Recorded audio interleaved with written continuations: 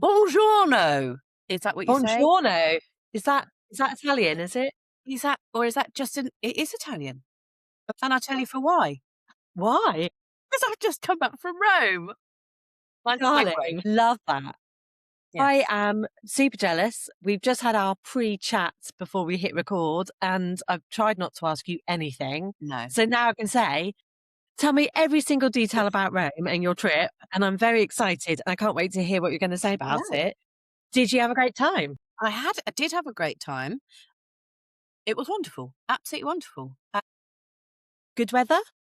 It was, do you know what? It was absolutely perfect weather because if you notice, the rugby is currently, Six Nations currently on.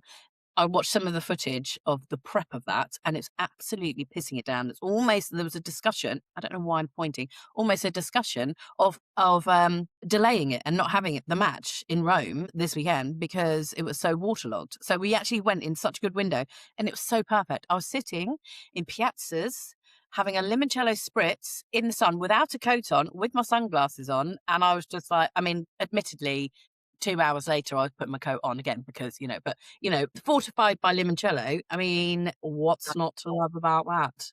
That Um, is, I'm not happy, but I'm also happy for you. so I think we should Unhappy have, for me. I keep saying, say again, I said unhappy for me, very happy but for happy. you. Yeah. Oh, thank you. Yeah, That's nice. Gracious. Nice. yeah, great. I think, and I say this every week, that we should have a history magnet strip. But I definitely think we should go and do that. But I was amazed because it's their down season. Really?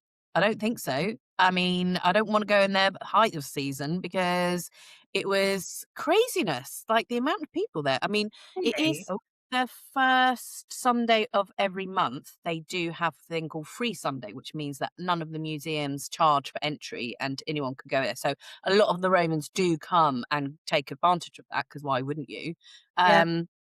But that doesn't explain the rest of the time when everyone was there. But yeah, it was honestly amazing. I mean, I know because you've been, so you know what, you know. Yeah, but I mean, I went for my 21st, which I'd like to Okay. say was 2 years ago, but it was 25 years ago. But I did go in January as well, and I remember it being really lovely weather. It was Yeah, not raining, it was bright and stuff. yeah.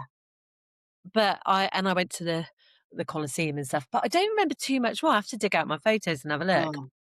Mm, Yeah, so I definitely need to go again yeah. Well, over we to should definitely say, because I've said what we need to go back again because we just didn't. So we must have done probably, I'm going to say about 25,000 to 30,000 steps a day. And I was absolutely, equated it to coming back by doing the Sunday at Glastonbury because I'm local. I can go to the Sunday at Glastonbury and they ship you in and ship you out. And you like literally walk all day because it's a massive site. And when you get back from that, you can't walk home because your legs are so tired. And so basically, I was doing that every day. And I was just like, absolutely, we were in bed like by 9:30 one night because we were just like, I can't do it. I'm so tired. But honestly, it was amazing. We had a tour on the first night, which you would have loved because it was by a company called Dark City Tours, and they do some Rome specific ones. And the one we chose was because we're a little bit, was the Capuchin Crypts. I think they're called. That's someone's going to say that's not how you say it, but that's fine because Capuchin I'm not. Yeah. Crypt. So crypts. So it's basically crypts, yeah. So it's these monks, the Capuchin monks, like cappuccino monks. They're What monks. do you get like monkeys? Aren't they No, capuchin? Aren't monks. Yeah, monkeys called capuchins? Right. Yeah. and they are some sort of like. I mean, they're still around. I think. Do I they didn't really what listen. actual real monk? Yeah. So in the crypts, like this is awful, but basically they have done artwork of the remains of the monks. So there are about 3,500 monks. The remains of they used to have their monastery. That's the word. In a place in Rome, but they had to move it for whatever reason. So they had to exhume all the bones and take it to their new site. So they were Right. like some Why wouldn't you? parts apart. Of course you're gonna take all your bones with Take you all your when you bones with you, which you would do if you've but but some bright spark, when they got to the new site, decided, actually, let's do a bit of interior design here, and and also you walk in, I'll put some photos up so you can see them. But it was like, what? Like literally stacks on stacks, and they have different crypt areas are called different things. One's called the skull room, one's called the hip Right. room, one's called the spine room, and they basically have these, like, you can't even, when you're walking in. They took everyone apart. So instead of putting all the bodies together, they Yes, put all like the heads and all the spines yes, and all the yes, femurs and all the yes. That's exactly what they did. tibulars. Is Exactly there a what they did. tibular room? Yeah, Isn't that I'm neat? not sure. It might just been a leg room or something. I don't know, not sure. But it's That just the is weirdest. It's the that is weirdest weird. place. Is And then there a you're there. metatarsal room? Yeah. Do you know what they had? They had a, because I was like, what is that? So they were talking about, it was like the vertebrae, and they've taken the vertebrae apart and made all these patterns. So all on the walls, on the ceilings and stuff, they've stuck these bones in patterns all around. They've stacked skulls, like to make a pretty picture, like round an altar. There's lots of altars on these things, and they've stacked them in a pretty pattern, and then they've stuck them all to the walls in all these patterns. There's It's like one, like a mosaic of yeah, bones, yeah, and then right? they've got then in every crypt area you've got a monk which is mummified, Well, like so someone got several to keep monks. they got to keep their whole body together.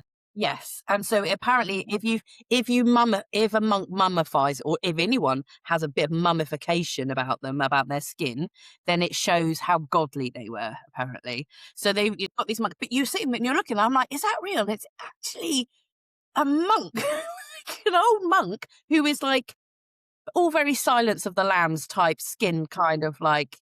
Does he look real or is he shriveled? Oh, it's kind of all shriveled and leathery and brown leathery. Looks like an old leather football type thing, like in days of yore.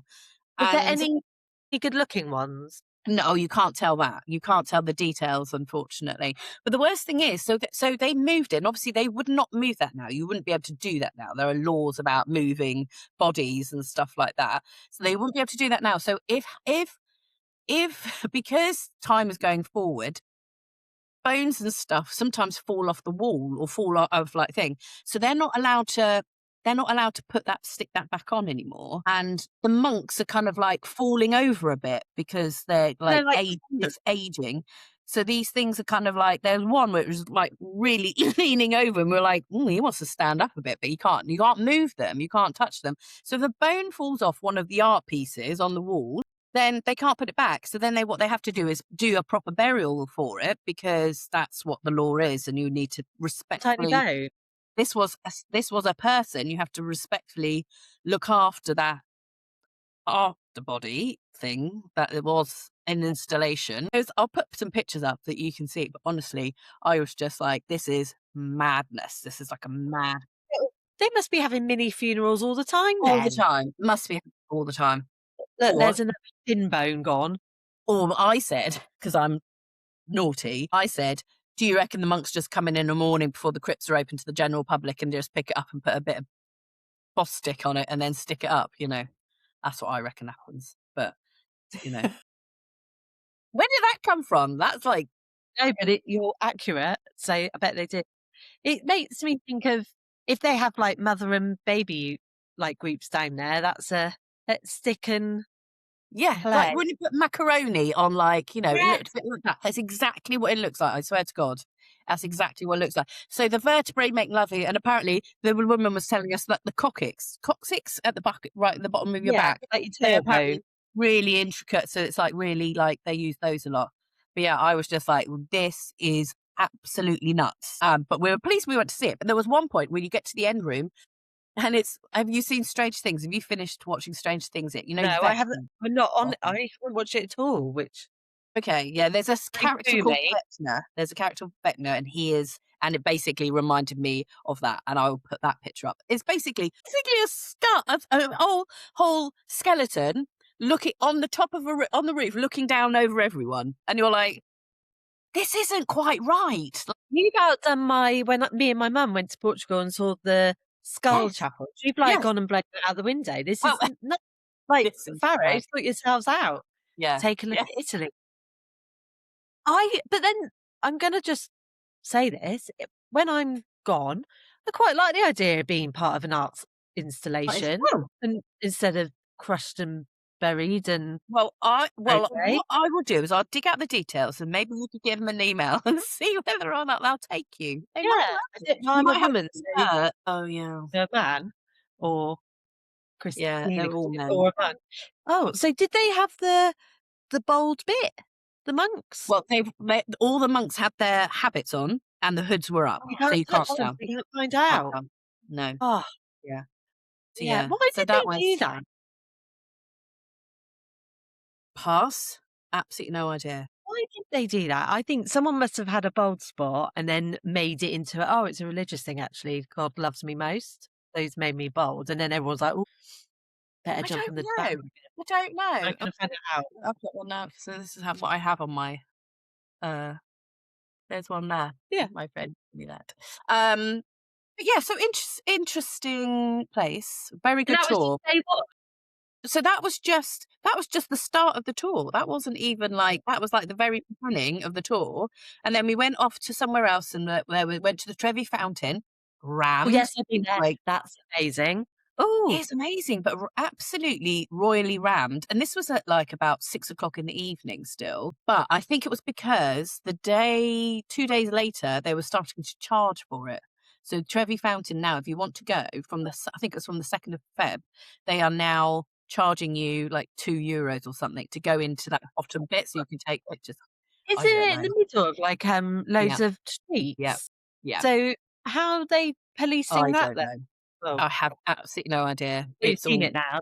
I've seen it now, so I'm all right. So I got away with it without having to charge. So we went to there and then in there, they've got like the big palazzo behind it. And there was a story about, because it was all very dark and like, the ghosty kind of stories and stuff. There was a guy there who had killed the guy that he fancied. And there was a whole thing. Apparently his ghost roams around there and stuff. We didn't see him, thankfully, but that was all right. And then we went to a place, we went to the outside the Pantheon, which is like unreal. We went back the following day to the Pantheon so we could go in. But there is a piazza there, and there used to be a restaurant there that had the best sausages in Rome. This is obviously a gazillion years ago. And that was because they used to take their patrons and kill them and put them in the sausages, and people used to eat them. People used to come from far and wide apparently to like, to True. I'd say They again. They did did, they yeah. know those No, people? no one knew. No one knew. No one. Like a Sweeney Todd type thing? And that apparently is where the Sweeney Todd story comes from. That's what we got told. Yeah, and Wow. it's exactly it. That's exactly it. They don't sell those sausages anymore? They don't sell those sausages anymore. No, and actually, fact, I went the day after, and we went and sat in the sun and had lunch there. I had melanzana parmesan, so there's no fear of any meat going in there, so we're all right. Yeah. You were particularly like, "No sausages here, thanks." No Yeah. sausages here. Yeah. So it was amazing. But so we went into the Pantheon on that Sunday and it was just mind blowing. And we sat there and looked up and we were like, that glass is clean at the top because, the oculus at the very top of the thing. And it turns out we were like, there's no glass in there. It's completely open. And if it rains, it comes through. We are like, right, Yeah. yeah, get that now. Yeah. Yeah, I remember going to see that, and it was beautiful. Just brilliantly, Yeah. yeah, mind-blowing. I do Yeah. remember that, yeah. The whole Amazing. thing is though, I mean, I've just done a little video and basically of all the ceilings, because you just walk everywhere and there's ceilings everywhere, like all the frescoes and everything. You're just like, it blows your tiny little mind. It's just so beautiful and colourful, and you just walk into a church. So we went to Piazza Navona, beautiful piazza and massive. And I'll get onto that in a second. But we went into one of the churches there because I knew that's where it had a Caravaggio in there. And you're just like, you randomly just walk in and it's got a Caravaggio. Then we went round the corner to another one because I knew they had 3 Caravaggios in there. And you're like, you just have it and you just walk in and you just go see it. You're just like, this just blows my mind. It was just, Which Caravaggios did you see? You have to put the links I in. will put the things up so I can show you. Yeah. It was, and there was a Reuben in one of the others as well. But I was just like, this is weird. Like, normally you can't, not weird. It was great. But like here you have to go to Yeah. National Gallery or whatever to find to sort of like see things like that. You can't just walk into a church generally and see things. But yeah, we went to Piazza Navona, and then there was another thing there. They had this little death mask on one of the walls, because apparently there was a guy there who was an innkeeper, and the Pope had just put tax on wine, and he was a bit annoyed by that because obviously it was affecting his trade. But the Pope, I think he was just, I can't remember his name, which Pope it was. Years ago, we're talking. He used to go in plain clothes and mingle in the crowds just to hear feedback about things and, get information and stuff like that. Yeah. He went to go and have dinner. The Pope went to go and have dinner at this innkeeper's place, and the innkeeper started moaning about the Pope and how he put the tax on the wine and how it's affecting business and all this stuff. So he was a bit disappointed about that. So he was just like, but the Pope was obviously like, I think you'll find you're not going to slag me off. Next day, turns up for work, and the gallows was being built outside in the piazza. And he's like, happy days. It's going to be a roaring trade today because we'll have all this stuff. Lo and behold, he didn't realise actually they were being built so that he could be then carted off and be killed. And because the Pope was like, nah, you can't do it. So basically it was like a lesson learned. Be careful of what you say because See how. yeah, there was all You just won't so this. go for that. Some lucky sod's getting it today. Oh, it's me. Yeah, exactly. And there's this little death mask on the wall, and you have to really kind of like look for it. And so he's there overseeing the piazza forevermore, but not really. Yeah, so it's like loose lips sink ships, I think is the phrase. But that's I don't love that. That's I horrifying, know, but yeah. also brilliant stories, those sort of But things. the Piazza Navona is also because I took a while to click on this one. The piazza that's there now, about 4 or 5 meters below, because Rome is obviously used to flood a lot, and then the silt used to grow up, and that. So basically, Rome is now built way above where it first started, type thing. And it's the ruins underneath it are of the first athletic stadium in Rome, and so it's now a UNESCO heritage site. Oh, So it can't be built like that. We went to go and have a little tour of stuff, and you could see it. You could see like how it would have been built and where it was and stuff. And we were just like, honestly, it just blew my mind. We went to the Vatican as well. Went to the Vatican museums, and then yeah. the tour guide is just casually going, "Yep, that's a genuine Roman mosaic you're walking on there from 100 Are you AD." walking on Well, yeah, all of it, all the floors you're walking on. I'm like, should we not be walking on this? And they're like, no. I'm like, you wouldn't get tiptoeing on that it? here, would you? It was all very, yeah. Because when we went to St. Peter's, and it was because it was January and they still had the nativity scenes up. Wow. And I don't know how we managed it, but we managed to go before mobile phones and social media. We managed to go on the one day that the Sistine Chapel was closed. And we were like, for fuck's sake, that's one of the reasons we came. But I do remember the big horse statues in all Yes. Peters. Like, I don't even know how much taller than they're like a million times bigger than you. Were they And they're inside St. Peter's? inside.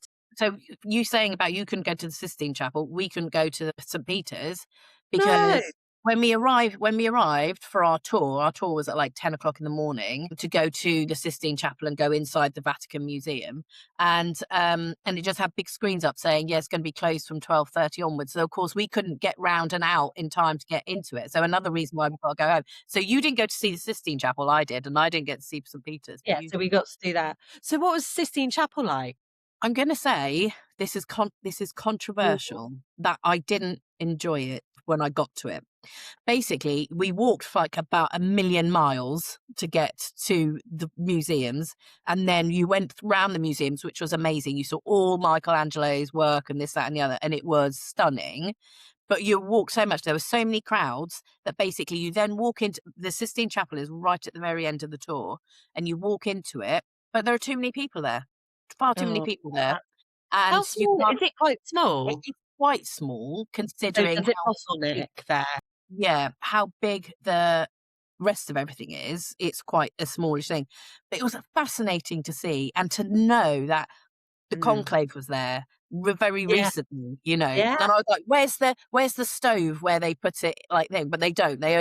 Only bring that in when they do the conclave. They don't have it there permanently. It's like traitors when they put in the green and the Yeah, red. Yeah, exactly. Yeah, and then when we were out, we were like, there's the roof of the Sistine Chapel, and that's where the smoke comes up, you know, and all this stuff. Yeah. that's So it's what incredible. I'm doing it a disservice because obviously it is immense and it is amazing and it's impressive, like beyond belief.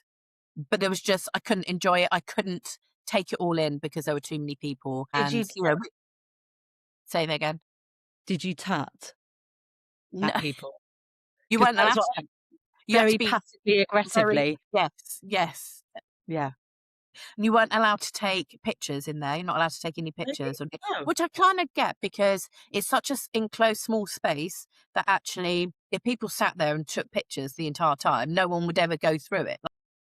It would be an even more of a bottleneck than it was. yeah. But also, but then what I kept seeing was people with it. You know those new Ray-Bans you can get where they take the pictures on the side. You can just go like that on the side of your frame and it takes a picture. Have you seen those? No. And where do I get them from? I will I think it might be is it an Apple thing or something like that? Literally, that is exactly what you do. You just go like that. So I saw on our tour at Jesus, least 2 it's a blokes. nubbin. I mean, you can see in them, but that's about it. That's Yeah. amazing. So they would have been able to go, and I was getting really annoyed because I was like, "Hang on, I'm not allowed to take a picture, but you're there just going tap tap tap, taking pictures of everything, you know." So yeah, So you're not at the Sistine Chapel and you didn't tut. I didn't tut, but you know, it was, and it is beautiful. But they're also, oh yes, I did tut. I did tut. I lie. I did Good. tut because the woman outside was just like, oh, our tour guide. She was because the tour guides can't go in there apparently, and you're not allowed to talk and stuff like that. It's all like got to be very quiet and like because it's a chapel and it's like you know. And then they're all like, there's these men there shouting, "No photos, no talking," and all this sort. You're like, "Oh, okay, all right, yeah." Well, so that's what you can hear when you're going around is Yeah, the shouting, basically, yeah. "Don't But talk." there are so many people there, so they've got, like, these little benches around the outside of the chapel that people sit on, and obviously they don't move. Once you've sat in it, you sit in it, and then that's it. Whereas everyone else has just got to stand there, and honestly, all I did all weekend was just look up and, like, kept looking, like, you know, and I'm, like, looking at all the wonderful ceilings and stuff. But we got into it, and then the woman was like, "Oh yeah, there might be scaffolding up there, might be doing some restorative work." And then you walked in, and then basically the bit where it is, you're just like, "Oh, well, we can't see that," because there's a thing where Michelangelo, he basically has painted him, but hid the skin of him, you know, that bit. And so you can't see it. Yeah, you might not be able to see it. And like, you knew full well we would be able to see it. You were telling us about it, but we went in and there was like scaffolding all over it because they're obviously I doing. know, I can't see it actually. Yeah, I can't see. It's like fine, but by that stage, I think I was so like, and you know, getting a bit hangry at that point, and getting a bit like tutting, like whatever, at people being in the way, and I was just like, there are too many people. You know, it's definitely one of those things where have a. I don't know. I don't think we could have gone any much earlier than we I did was go. you're in So you know, in January in term time. I I don't don't know. know when On else you could have gone. No, I don't know what, and it was on a Monday as well, so not even like the free Sunday or anything like that. So you know, it was, but it was just crazy. And they'd be like, there, she's just all walking around. She casually just points at this one. She's going, "Oh yeah, this one is like, no, 86 AD. This statue, like, or no BC or eight, no AD." And I was like, "What? Like what? What are you saying? Oh my Wait, god, how that's old is amazing. that?" Yeah, You know, you're just like, "Oh that's my god." very Yeah, cool. Did you touch that? yeah. I would No, have made it my mission to try and touch that. Oh but my yeah, goodness. Then but it would the have crumbled in my and then that hands. would be, and it would be like, "Nothing to do with me." But yeah, Not yeah. me. Yeah. Yeah. So, stupid question, did you go to the Colosseum? No, we didn't. So What? hence why we go back. Only because there was just too much to see and do. So the plan was, because it was free Sunday, you couldn't book a tour. So the plan was, right, we're gonna get up super early and then we'll go and queue. And then we heard feedback on the first night that in the hotel, they were like, "Don't do that because you'll be queuing for like 2 hours, 2.5 hours just to get in." And it's just crazy. They said it's just like, so go at the end of the day for the like final hour. But we'd walked so much by that stage and we got to, and I can't remember the name of it, but basically there is a long road going to the Colosseum. And at the top of that, there's like this kind of Baroque looking massive, I don't even know what it was. It's got like horses on the top. It's like, it's all very ornate and massive. And so we went in there and you can like go round and go all the way up and stuff. And then we could see the Colosseum like literally just down the road. And we were like, it's just not going to happen today. So we were just like, we'll go back. So we've got lovely pictures of it, but we never actually went into it. So we'll go back another time and go and do the Colosseum and just do so much more. Oh, I forgot to tell you. What? This other bit. You know me and you, we love our Thomas Cromwell and we get all a very a bit of Tom Crom. And so I sat there on the like the second night and I was just like, Thomas Cromwell definitely came to Rome. And, you know, we know he went to Venice, he was like all over. He'd spent a lot of time in Italy. And I was like, right, okay, I'm going to Google this. I'm going to find out where the hell he was in Rome because let's go and find it. So I'm just like Googling it and it comes up with this. It used to be that the English hospital. And I was just like, I wonder where that was and whether it's still there. I can go and have a look. And then it turns out that it's not still there. It's now called the Venerable English College. And it's basically an old kind of church. And then they like it's like students go there and like learn stuff there. And then I was like, I wonder where it is. Literally down the road from me. Like literally I could walk to it. That's where he stood. So I went and stood where he stood, and I went and I emailed the people. I was like, I'm just going to email them, see if they can do me a tour tomorrow, sort of thing. So we were like there. So I emailed them, and then they came back the following day. Barbara did, bless Barbara, and turned around and said, no, we don't do tours. It's a working college or it's a working church. We don't do tours. And I was like, Barbara, all right, Barbara. I was like, fine, Barbara, I won't come. Anyway, so I walked down there anyway because I thought I'm going to go see it. Having a picture taken outside and like was like kind of like doing that whole thing that we do of like, oh, Thomas Cromwell was here, and then I walked in. Yeah, exactly. And then walked into the like the little reception because you can. And then there's a poster on the side going, yeah, tours every Saturday. And I was like, Barbara, you could have told me you could have done a tour. Like, I lied to you. Oh, we have to go back to basically another reason Barbara and exactly. to do an actual tour, legitimate. Actual tour inside. Yeah, yeah. So I was just like, yeah. So I was just like, fair enough, you know, they don't need someone like me turning up with my phone going, oh, Thomas Cromwell walked here. Yeah. But yeah, so it was very exciting. So I was quite excited about that, as you can tell. But it's weird because when me and my mum went, we went for my 21st, like I said, and we went and we went to the Colosseum and that, and we were walking around. I think we try and find somewhere to eat, and we ended up down a little side street, not that far from the Colosseum. Ended up in this little narrow thing. We saw this little tiny museum. I don't think we even knew what it was called. We just went in, and then there was like this painting of Henry VIII, and it's a famous one. I have to try and figure out what it is, and I was like, What's that "What? doing then? Yeah. What? Why is that here?" Why didn't I know about this? I mean, this is Oh. how we look at the Lonely Planet and books and stuff, Yeah, yeah. and I couldn't believe it. I have to find out what it was because, but that was crazy, and I got photos of that somewhere. I'm gonna have to look it all up. We're gonna have to go back. We're just gonna have to go back. Yeah. We We're are gonna because go for, like, maybe a month. yeah. Yeah. Go for a month. Our husbands can do without us for a month, can't they? I mean, I'm sure. I'm Yeah. sure. Yeah. Yeah. There is They just won't. there's definitely too much to see. But then we also got told about because we were saying the lady who told us about the fact that don't go to the Colosseum or you're queuing for like God knows how long because all the Romans are going to be there because why wouldn't, as I said. And she said, what you want to do is go to this, and I'm not going to say its name correctly because I can't remember it, Austria Antica or something like that. And it's basically Rome's Pompeii. And it's yes, but it's just kind of like by the coast. So you have to kind of like, yeah, it's like about an hour's journey there, but it's kind of like nearer the airport. So I was thinking we definitely need to go and do that as well. Oh, yeah. Because apparently there wouldn't have been in reason she suggested it was because there wouldn't be any queues there. And it's a free Sunday you can go and there won't be any queues there because people are going to all the ones in Rome rather than outside of Rome. But she was like talking about it and we were like, that sounds right up our street. Like, you know, you just walk around and then we were Googling it and it looked amazing. So yeah, that's another thing we have to go look at when we go back. Yeah. Yeah. Yeah. Have you been to other parts of Italy before? Been to I've Florence? been No, never been to Florence. I've been to Verona, I've been to Venice, and that's it. Yeah. So I I haven't was been just to trying to think, Venice. where else have we been? Yeah, that's it, yeah. Have you been to I had a Florence? friend who was studying at Pisa, the University of Pisa, when Wow. for my 21st. So that was very handy because we met up with her, and of course she could speak Italian. Oh, So that yeah, was perfect. but I've been to Florence twice. One when I was 17 with my sixth form when I was doing my history GCSE, Yeah, yeah. uh, and went to the UVC, which is one of the best places ever, one of the best galleries.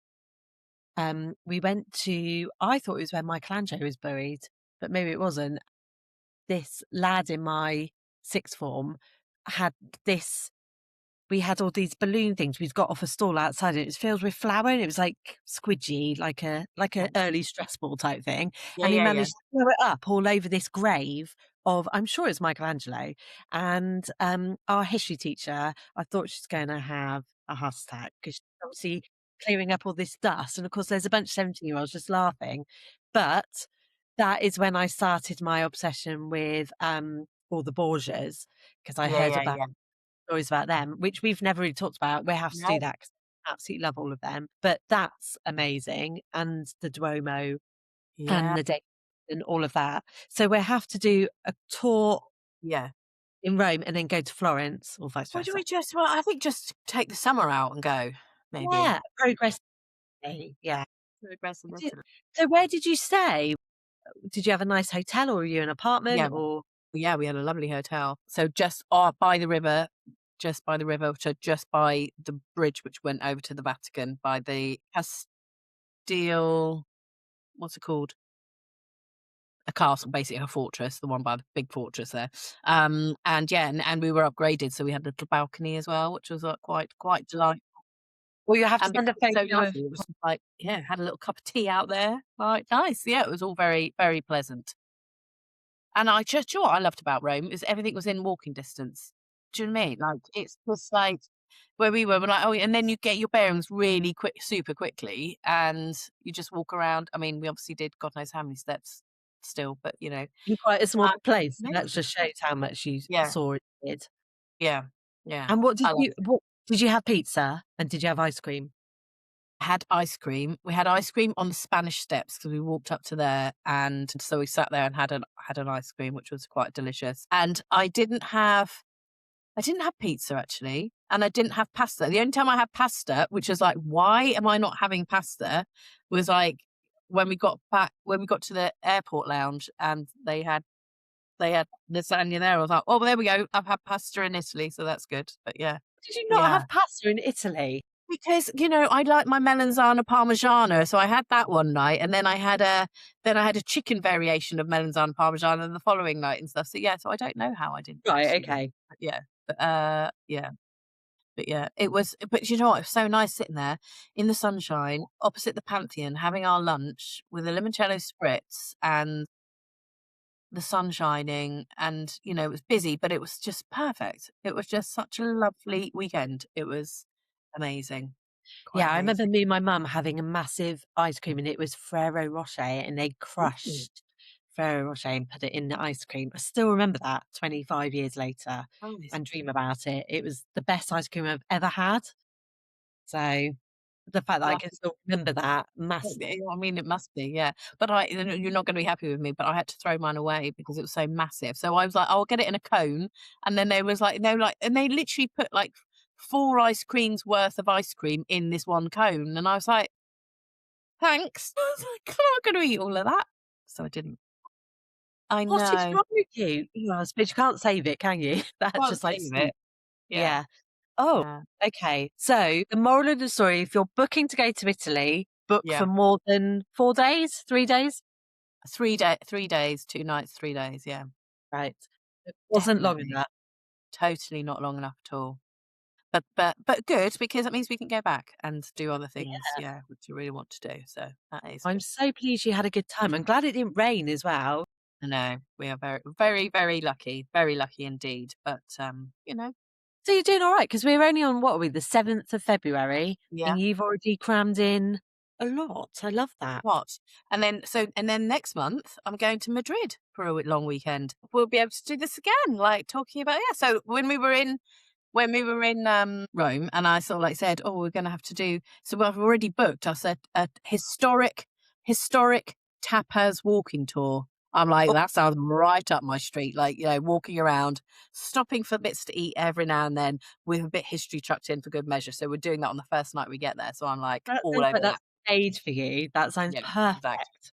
Yeah. That's So we're doing that. amazing. That Yeah. sounds fabulous. Oh, I don't really know anything about Madrid, so that'd be very No, I interesting. don't. I don't. I will No. tell you when I get Yeah. back. Yes, we're Yeah. staying currently right by the Royal Palace, which you can go and visit, so I need to look at that actually, put myself in. Nice. Well, of course, it's not been too long since we last saw each other and got I to hang know. out I because we were know. in London, weren't we, a couple of weeks ago? It's 2 We weeks ago were. now?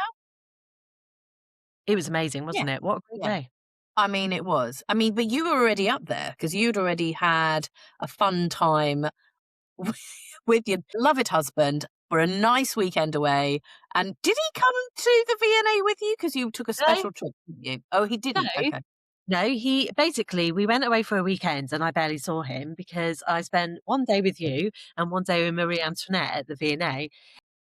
So, I mean, he came along just to get away from the children really, which is fair Wow. enough. Yeah, it's fair And, enough. yeah, so I finally managed to get to the V&A to see the Marie Antoinette style exhibition, which I mean, I think it's only on another couple of No, days, a it's couple not of weeks. long. Yeah. And I did try and go back in October, but it was fully booked. So I was like, Yeah. shit, because if I miss this, that is shame. So I went and I mean, it was very busy. It was a Friday afternoon, so that was fairly good, but it was extraordinary. And, I wasn't too sure what they would have of hers because I knew that after the storming of the Bastille and after she was sort of imprisoned and that, they did away with a lot of her Yeah. belongings and Yeah. clothes and stuff. So I was a bit worried that they would only have like 2 things on show. No, couldn't it be more wrong? I mean, I've already put a little post up with some of the pictures and I showed some to you already, but they did it so beautifully. So it's a lovely walkway around quite a few rooms and lovely music playing. And they had a lot of her famous portraits there, some that I knew of and some that I hadn't seen before. So that was immediately I get in there and I'm all hyperventilating. I need to take a brown paper bag with me to places because so excited. And it was phenomenal because what I love about whenever I go to these places is that there are loads of young people there. That's fabulous, which makes me just happy knowing that there are people who want to go and see these things. Yeah. So, of course, a lot of it was fashionable stuff. So, a lot of things that were in the style of what she either wore or styles that she brought over with her or invented herself. I mean, all the dresses they had, the waists were like this. Tiny. Like, I Yeah. did my arm through some of them. And they're just so beautiful and the fabric and the colours and the patterns. So there was a lot of information about how she would have worn things, what she Yeah. wore, what colours she brought in. And of course, when she was at Versailles and in her own sort of own place, she brought in the sort of casual white linen chemise and just camisoles and things, which was quite rude for the time. You Yeah. know, how dare you wear a white dress? I mean, it's not practical anyway. But she was very much like just that was her downtime. That was when she wasn't being always watched like she Yeah. was Yeah. in the palace. And they had things like her crockery and her beautiful like plates and bowls. And they Mm. had like her traveling what she put her jewelry in, like a traveling jewelry Okay. case, Yeah. which was Yeah. so great. And of course everything was monogrammed with the MA and it Yeah. had her chair with little ladies. Oh my gosh. So and all beautiful colours. So it's all this pale pinks and pastels, like the light green and baby blues. So you sort of get a sense of her and who she was just from walking around and seeing these things. It had one of her dresses, it was sort of laid out, it's obviously been cut, and they sort of said that was sort of looted from the palace and managed to be saved. They had a lock of her hair, which I nearly had a breakdown at. So it's Yeah. her hair, blonde, very blonde, with her In the son's hair in middle. Yeah. which Yeah. was super blonde, and it had like traveling coats, a lot of the jewelry. So they had, I think it was an imitation of the diamond necklace from the diamond necklace affair. So for those who don't know, Marie Antoinette is implicated. There's this plot in which people were defraudulently taking money from people to pay for this necklace for Marie Antoinette. It was nothing to do with her. She didn't know anything about it, but people used her name and then Hasn't. course, through the power of gossip, people were like, "Oh, she's trying to rip off people and take their money," because that's what everyone was obsessed with Marie Antoinette Mm. doing. And so they had imitations of this beautiful jewelry, which was like thick ropes of diamonds and, Wow. absolutely stunning. And so the imitations themselves are worth God knows Yeah. how much money. So God knows Yeah. what the real thing was. I don't know where Real I think thing. it all got broken down and stuff, and I think there was parts of it in other pieces of jewelry there. They had paintings of her BFF, so Louise Lamballe, who's in the Tarot Reader of Terrible. Yeah. Tarot Reader of Versailles book, which I love. And I always think that's really haunting because she was just such a sad character, widowed by the age of 20, BFFs with Antoinette, potentially in love with her, and it was maybe unrequited or didn't really go anywhere. And then she's terribly murdered by the mob because she didn't want to leave Marie Antoinette's side. But of course, a lot of the paintings, and they had a lot of pictures of all the mad hairstyles. So Yeah. like a ship in it and a garden in it. So there were some that were, it's weird because you didn't know which ones were real pictures or of Yes. them. And you didn't know which were like taking the piss pictures, like Okay. Yeah. Yeah. caricature. Yeah.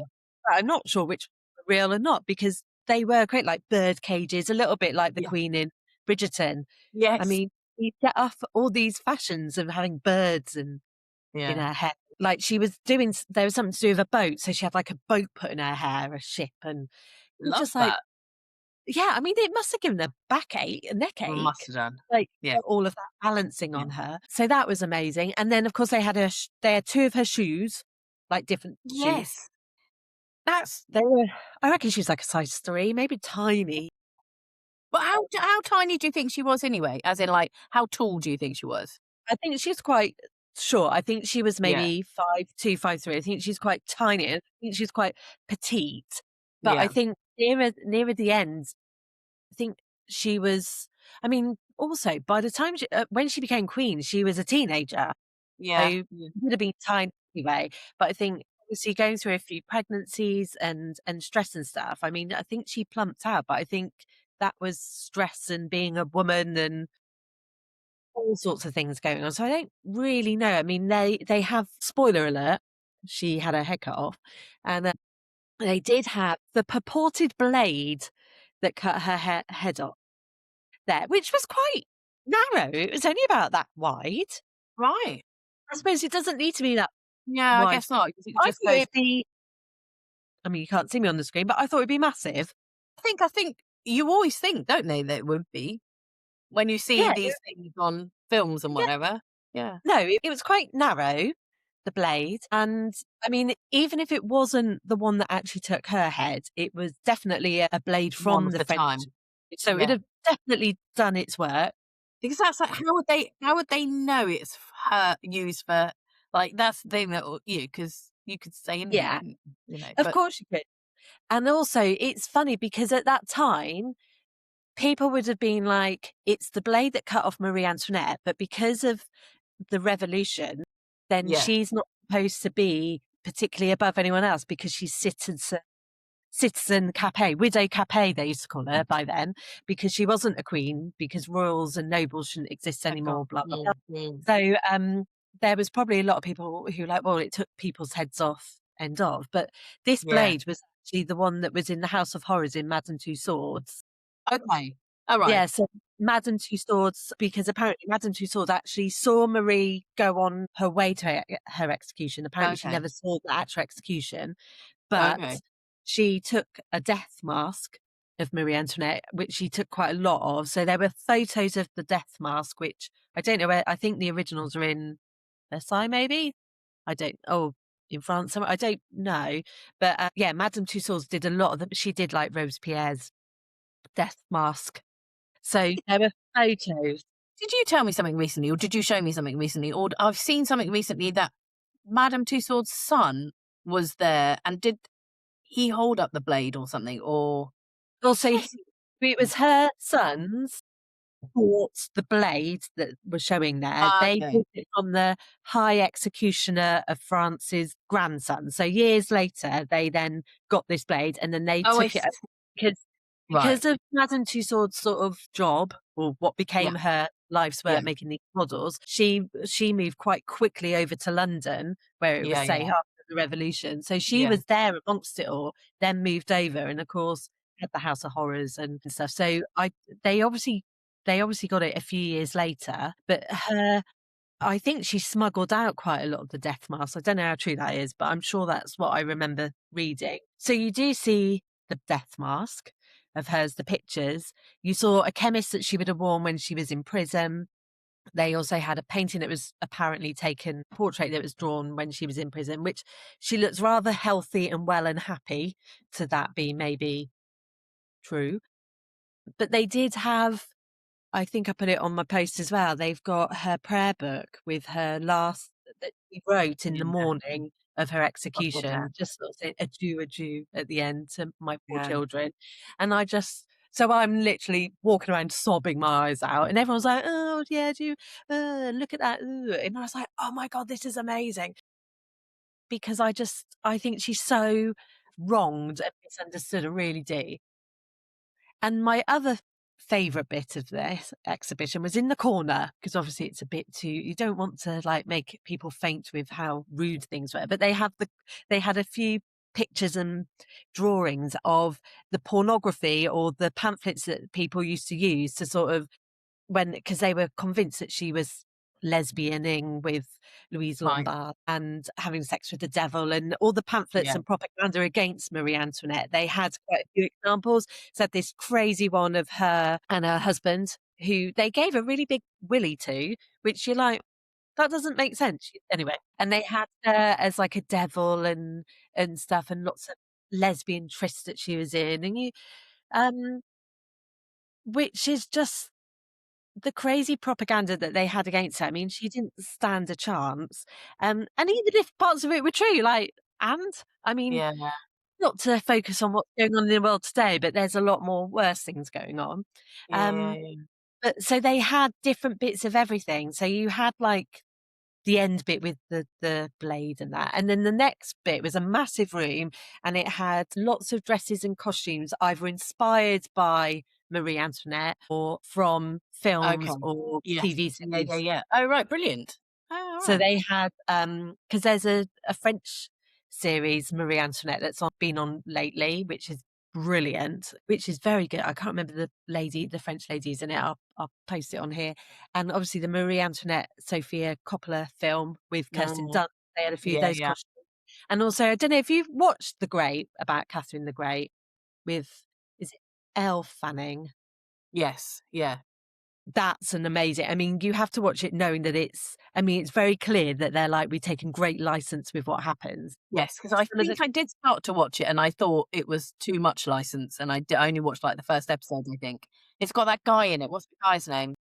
Nicholas Hoult is in it, and Peter, and I mean, it's brilliant if you watch it knowing that, and Gillian Yes. Anderson plays mum in it at one point, Oh, who's yes. Yeah, who's yeah, yeah. brilliant at everything. So one of the dresses that Elle Fanning wears was on display, but they had like the Louboutins inspired boots and Oh, uh, okay. uh, who's the who's the woman designer who died last year, famous with the red hair.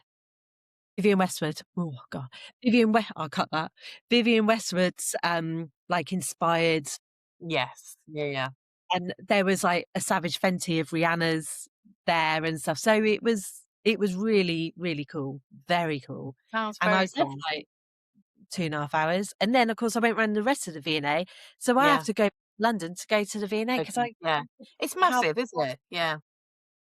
I thought it was a lot smaller than it was. I don't know where I think I'm thinking of somewhere else, but I don't Yeah. think I've been to the V&A before, and shame on me because it's marvellous. It is marvellous. It is. And that's what I can say about that, but absolutely marvellous. But I'm so pleased I went and saw her shoe and her a letter with her signature on, so I was Yeah. having a about that. Um, whoever put that exhibition together did an amazingly fabulous job and was thoughtful about it, and yeah, and seeing some of the famous pictures of her, paintings of her in real life. So yes. Very good. I'm sad not to see it, because I don't won't be able to get to see it before it closes. No, it was beautiful. Yeah, and 'cause her style's really iconic, isn't it? And all the hair and everything, but yeah, incredible. But then it meant I had a very short break of sleeping. And then the next day, me and you met up. I know. Got there early, didn't we? Because we need to be at the front. And we were second and You third need in to have Birmingham. a strategy to make sure you're at the front, and I think we did very well. You were there first thing, like making sure, and then I turned into an unofficial bouncer at some point, didn't I? Unofficial event manager, like people asking me, "Can we go in yet?" No, you have to stand No, I there. don't know if you can, but no. Standing in the way with your bag strategically placed so no one could get in unless they broke their neck. Well, you know, Yes, and this is at Southwark Cathedral. We should tell people what you were bouncing people from. Although when I first got there, people were trying to get me to go into this theology group. So I was like, no, not I'm for not us. here for that. No, You don't want me in that. That's no, that's not very well. But again, the most beautiful cathedral, and it's lovely.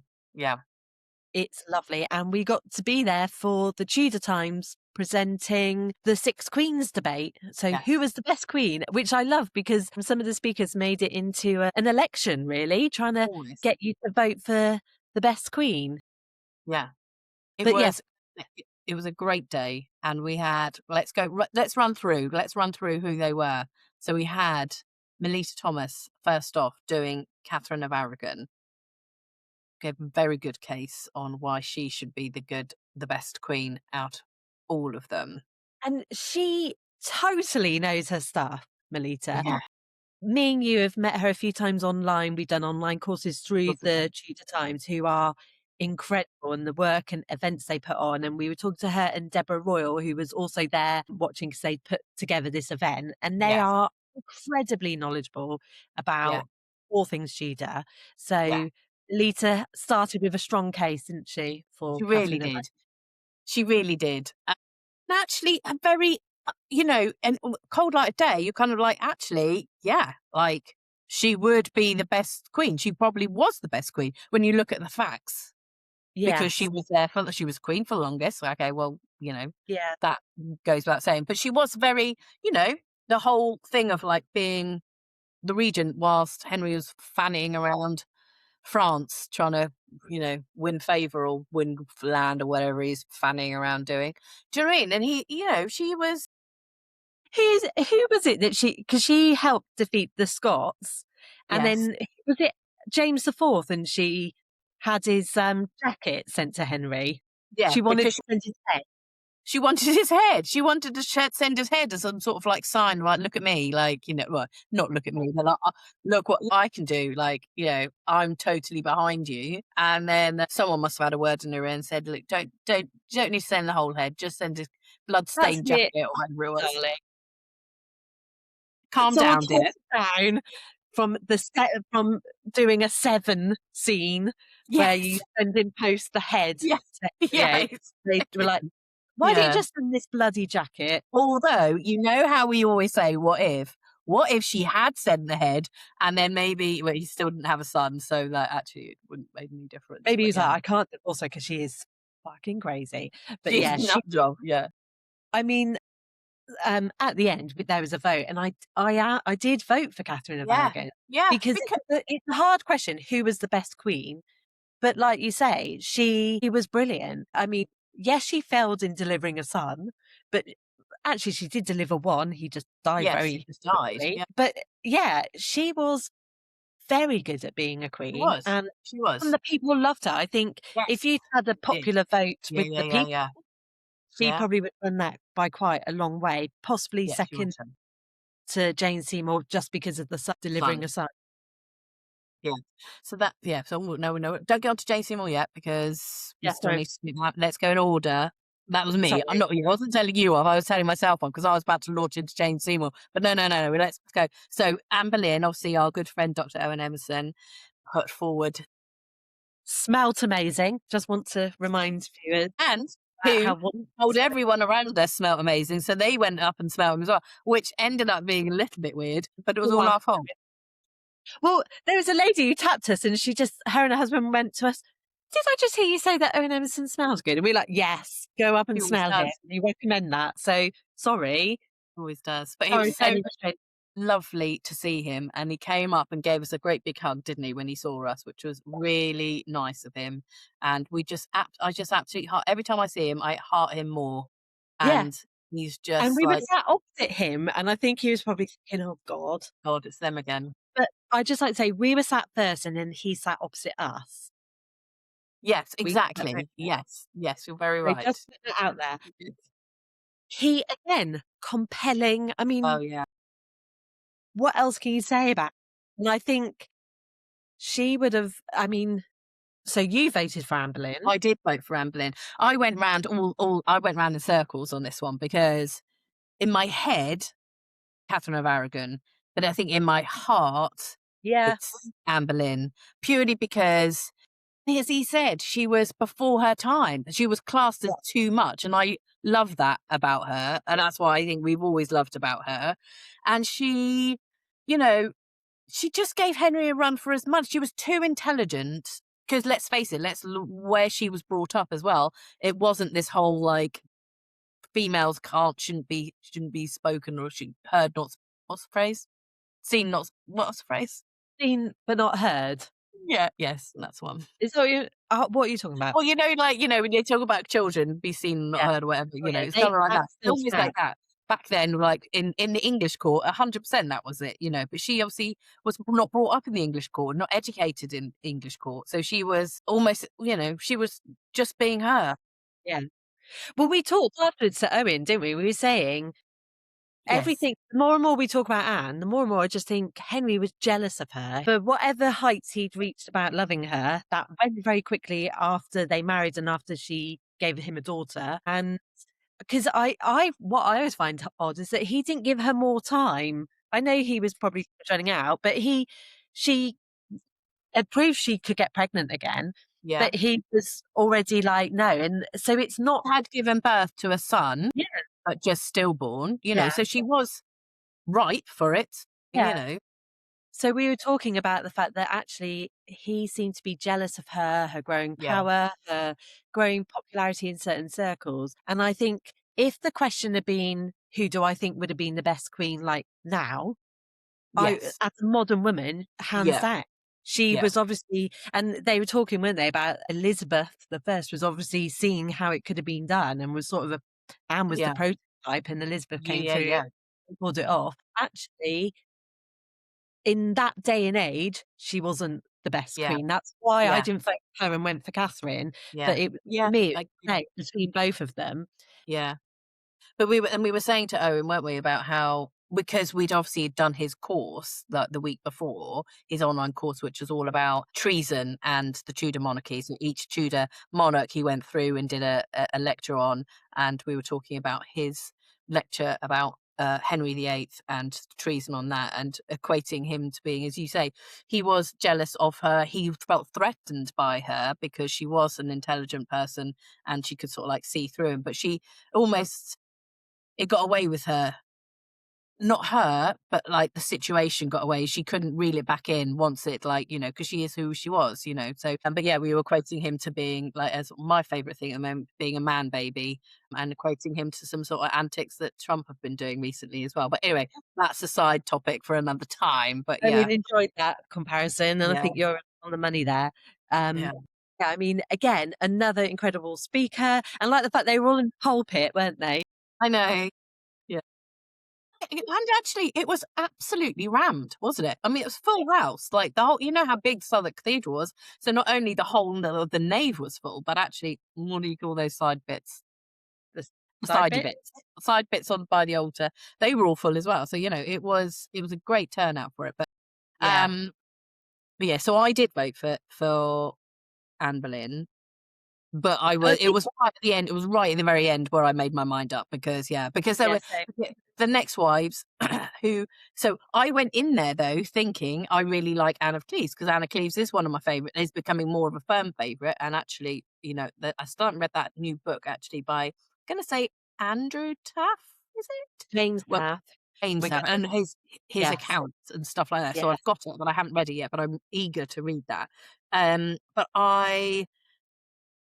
before we get on to Anne of Cleves. So I went in with Anne of Cleves in my head thinking I might learn loads more about Anne of Cleves, and actually she might now become my favourite queen, but that quickly went, actually, to be honest, because then when you hear all about, Catherine and then Anne again, by the time I got to Anne of Cleves, I was just like, "Yeah, whatever." I think 'cause they're all they're 6 such different women, and I Yes. think I know it's a cop out, but they are a six-way tie to me. They're all Yeah. Yeah, yeah, brilliant yeah. women for one reason or another. Yeah.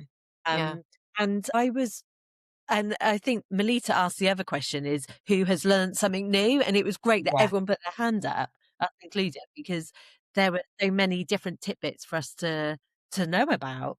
And I think I learnt most about Jane Seymour. Same. Yeah, so we had Dr. Elizabeth Norton talking about Jane Seymour, who was fantastic. It's the first time I've seen her speech. She was brilliant. Yeah, she was And, really good. it helps that she's 3 years has she been investigating Jane and is Yes. about to Yeah. publish a book about her. Yes. Wow, she was brilliant, and I love the fact that she brought out a side of Jane that Yes. no one ever thinks No. about because everyone thinks her as this meek, "Yes, Yeah. Henry. She Yes, died Henry. after. Here's a Yeah. boy." Yes. Yeah. And I love the fact that she was talking about what a businesswoman Jane Yeah. was and Yes. how brilliant she was with money and, how fantastic she was, and, I mean, that became then sort of a joke through the rest of the day. Yeah, she was absolutely hot on all the accounts I mean, in her own. Sugar would want her for his apprentice, that's for sure. Absolutely, and she was brilliant at getting money out of people, what she was owed, renegotiating terms for herself, and renegotiating a lot of tenancies. Can I say brilliant or a little bit unfair as well? She was brilliant at getting, like, money out and stuff like that, but was she a tad unfair as well, I would Yes. potentially say? There were a few examples of where, because of the short reign before her, so when she inherited a few things, she was so things that people who'd got like a 10-year lease for something or other, and they were 2 years in, she was like, "Right, well, let's start the lease again, 'Cause that but lease we're is a lot increasing." for me. Yeah, but we'll make it more money. So you're paying so people were then suddenly basically paying 2 extra years of a lease because she was savvy enough to get it going again. Yeah. And didn't they Yeah. say that she was the only queen that died in credit? Like, she had Yeah, money, like, everyone she else was was like, solvent. yeah, I think they said that Thomas Cromwell was still paying off, Anne Boleyn for years Yeah. afterwards, quite And that funny. to me, I thought that was quite strange, and that's something that I felt I learned about Anne Boleyn, is I assumed she would have been dead on the money always and really not tight-fisted, but I thought she would be really good at with her money and nowhere and really savvy. So and maybe the other way around with Jane. So Yeah, hearing that sort of contrast, yeah, because wasn't Cromwell still, like, repaying when he died? yeah, He was still, yeah, like, paying the man's and debts, yeah, yeah, and Jane is, like, raking it in from all the at the Lord's expense, yeah, so good fair on play. her. Yeah, definitely. But she wasn't in the running to be my favourite, I I think don't that think.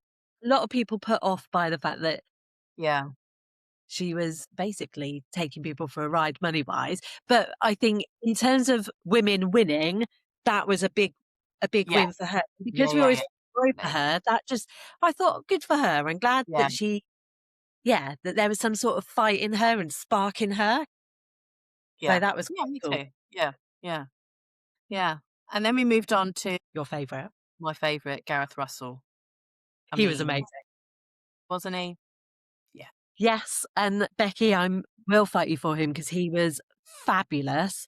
He was just brilliant, and again, I'd never heard him speak before, Mhm. so I was very excited knowing how Becky felt. Starting off with, I'm here to talk about the hot mess that is Catherine Howard. Done. That had me. He had me at that, really. Absolutely phenomenal. I mean, him and Elizabeth Norton, I think both of them spoke with no notes. They just Yes, they did. went for it. Yeah, And I mean, he sort of said at the beginning, I'm not going to really win your votes. I don't expect to win this contest as yeah, such."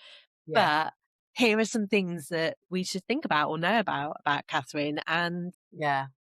And in a modern day, her story is horrifying. Mm. There would Yeah, be a few inquiries set up with a there would lord be. overlooking it for sure. There would be. But Yeah. obviously, because she was, I don't know how old she was when she was a teenager, was she when she died? Or certainly by the age of 21. Yeah. He was talking about, was it where is it that she would take people to give them bad news? She used to take people to the orchard, and then when That's you it. went to the when "Let's go for a walk in the orchard," that's what his phrase was, like, that's what she used to like, they used to do, and then when you knew you're going to the orchard with Catherine, that was like, "Well, I'm for it, that's it. Yeah, You're done, it, done. dusted. You're dumped," basically, yeah, yeah. Which, Yeah.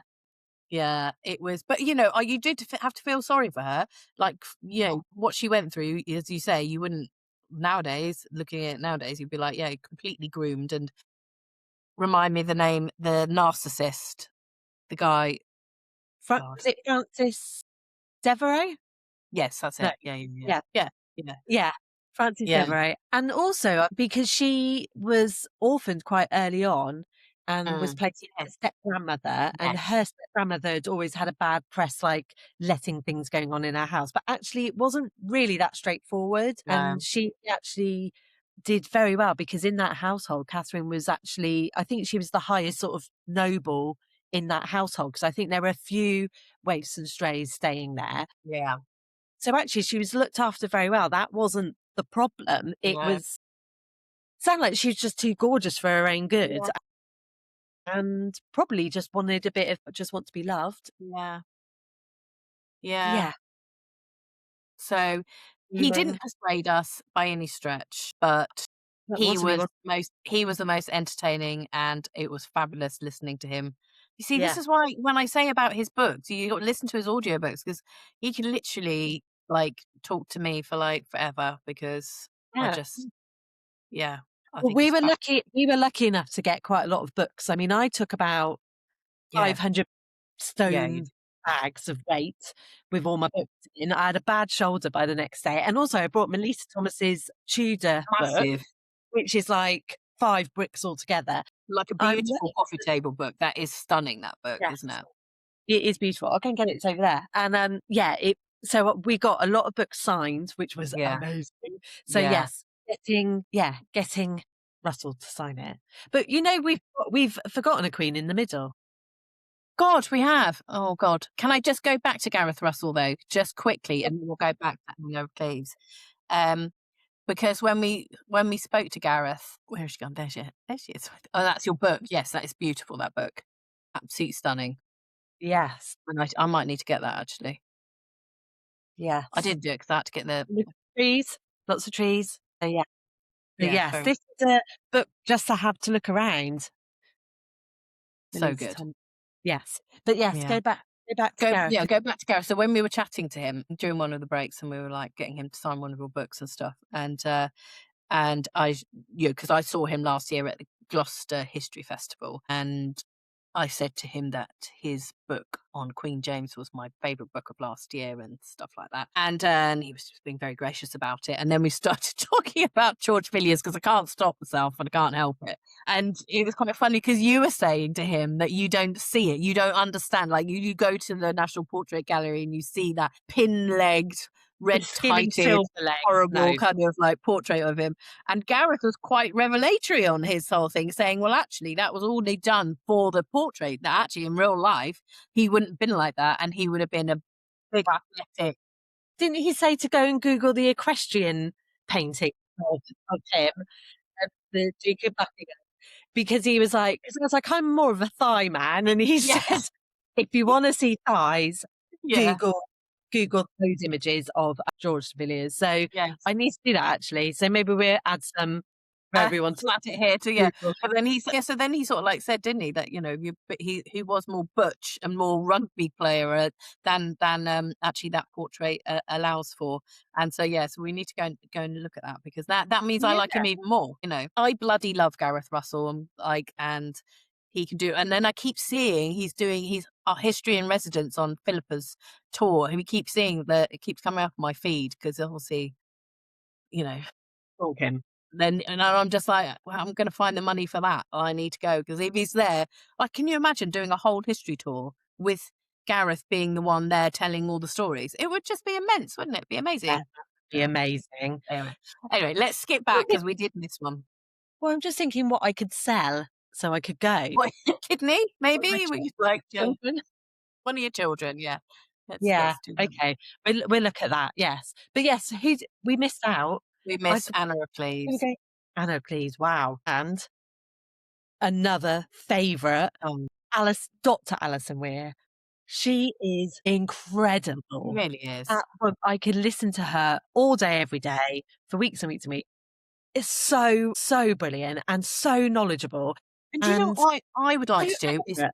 is have a glass of wine with her because I imagine she'd or a G&T. I'd imagine we could sit there and we could chew the fat all night about all of it, and we'd just sit there and lap it all up and absorb And it I like a love how she's a proper opinionated person, and I don't mean that in a bad way because to me that's not a bad thing. She knows her stuff and she knows her convictions, and I absolutely love that she has these brilliant thoughts and feelings and ideas and knowledge about all these brilliant people that she writes about. I mean, yeah. loads. And I actually spoke to her because the book I got her to sign for me was about Catherine Swynford, who is John of Gaunt's third wife, first of all, mistress, who was where the Beaufort line and Margaret Comes Beaufort in. comes from. Yeah. And I absolutely love that book. And she was like, "Thank you so much for bringing this book, and it's glad to see people are reading it." And then I said to her, I was listening to her book about Elizabeth of York, so then we're talking about that, and she gave us a bit of a scoop, as in she's writing a book currently about, it's a fictional book about Catherine Gordon, who was the Scottish noblewoman who was married to Perkin Warbeck. Yes. And she was saying that her research has been really surprising, and actually she wishes she was writing a biography. So that's a bit of a watch this space because that is Yes. going to be fantastic. But Amazing. you and her could have carried on speaking Oh, for yeah. men. We were chatting so much. There were people queuing up behind us to kind of like come and chat to her and have their book signed and pictures taken. But she was so engaged with us. It was I kind of felt like, oh God, we're gonna have to like let other people Yeah, talk to her. And she just kept going, and we were like, well, you don't say no to Alison Weir, do you? So if no, she wants to chat with you, you do. But yeah, no. So Alison Weir, if you want to come on this podcast, or if you want to go out for a G&T with us, yes, we'll or do it. anything, Anything. any sort of food or drink, let We us keep know. saying we'd like to be adopted by her, wouldn't we? And then, like, because I think her and Nicola Tallis had a close bond when Nicola was starting out as being a historian and stuff. Well, I think Nicola has written about that before, and it's just there's such a lovely relationship, and there still are. They still go Yeah. out and like meet each other and stuff, and I Well, just love that. Such a we generous said soul. that we said that we'd interviewed Nicola's dad on the podcast. Yes, And she was like, "Oh, Keith." yeah. So Good shout old out to Keith. But shout out. yeah, I mean, again, she was fantastic and gave us lots of insight to Anna Cleves that I didn't really know, because once she stops being queen and she manages to get man Yes, baby sweaty hands off of her, or not off of her, because he didn't touch her. never. Oh, I don't really ever think about her life after No, that. I mean, you just think, "Oh, thank God she's away from him." So, Alison was sort of talking about how things were for her sort of afterwards, and there seems to have been a lot of drinking and drunken sort of. she was living her best life. I think, Yeah, wasn't she? she was having a good old row. She sounded like a right rowdy party. Anna Rowdy Cleves, I party, think. a bit of a goer. Yeah, she sounds. I mean, and there were a few. She was addressing the rumours that Anna possibly had a child out of wedlock after that marriage, and possibilities. I mean, we don't know for sure, of course, but there is evidence there that could be taken as that. So that was great to hear that sort of Yeah, possibilities instead of yeah, her just being shut in his house waiting yeah. and staying out of the way. She actually then, like you said, was living her best life. Like in a few, wow, I dodged a bullet there massively. Yeah, So again, Alison knew her stuff and obviously really enjoyed. I mean, all the speakers really enjoyed who they were talking yeah, about, and that yeah, was yeah. really, really great. Yeah, And then the final one, unfortunately, Linda Porter was too unwell to come, bless her. yeah. So we did so we didn't get a chance to listen to her. But Melita was very good and read out what Yes. Linda was going to say about Catherine Parr, which was amazing. And I don't think I learnt much more new stuff about Catherine, because I think, yeah, Catherine is quite well documented. I think, yeah, I think we seem to I think she piqued my interests more a couple of years ago, so I sort of read a lot Yeah, about Catherine Parr yeah, then, and yeah, with Firebrand, which we shouldn't mention because don't wanna upset Alison Weir, but, film gave a lot of questions, but she did point out things like that Catherine Parr had never met Anne, who was the lady Anne Askew, who was okay, executed, so that was interesting. I didn't really yeah, realise. Um, yeah, so that was good talking about that relationship as well. I mean, yeah, it was a shame Linda wasn't there so we could have asked her more. But yeah, she was the person I probably learned least about in the yes, whole day of things. But that doesn't mean to say that doesn't, what Linda had yeah. written was Oh fantastic. God, no, yes, amazing. Yeah, it was just sad that Linda couldn't be there, but Yeah, yeah, what she did give Melita to read out it was amazing. Yeah, yeah, it was, yeah, and another great queen. And actually, I do really appreciate Catherine Parr because of what bless her. I mean, she had Henry had his sights on her, and that was it. She had no choice. Didn't want to marry him, but had no choice. And then third husband. yes, third husband. And then fourth husband, Jesus, she couldn't have chosen a worse one really, but then at least she had her Oh, daughter, and then she died in childbirth or a few days afterwards, but yeah, and you're just like, she's so yeah, she is yet tragic, not because of yeah, Marie, but because of her choices later, like, she didn't yeah, learn a lesson about I know she married for love and for her that was it, but I think my only problem with her at the moment, Catherine Parr, is that she had this household with young girls in it, Jane Grey, yeah, Elizabeth, yeah, and fuck knows what was going on with Thomas Seymour, his behaviour and stuff, and she was obviously blinded by love, and it's not that that puts me off her because that's very unwomanly supporting mm, to be like, but I just think what were you doing? You were obviously an intelligent woman. She just is another example of yeah, when very clever women get it very wrong, which happens to us all. But yeah, it's sort of sad because you're like, she managed to outlive, yeah, and yeah, then that mess happened. yeah. Crikey. But anyway, it was a great old day though, wasn't it? It was absolutely Yeah. brilliant day. And the And buzz actually, was great. who was the winner? Catherine of Aragon or Yeah, Anne Boleyn? I think it's between Anne Boleyn and Catherine of Yeah, Aragon. yeah, I mean, the vote was by audible yeah, yays. yeah, The buzz, the people there, I yeah, mean, there were again lots of older people, lots of younger people, and all in between.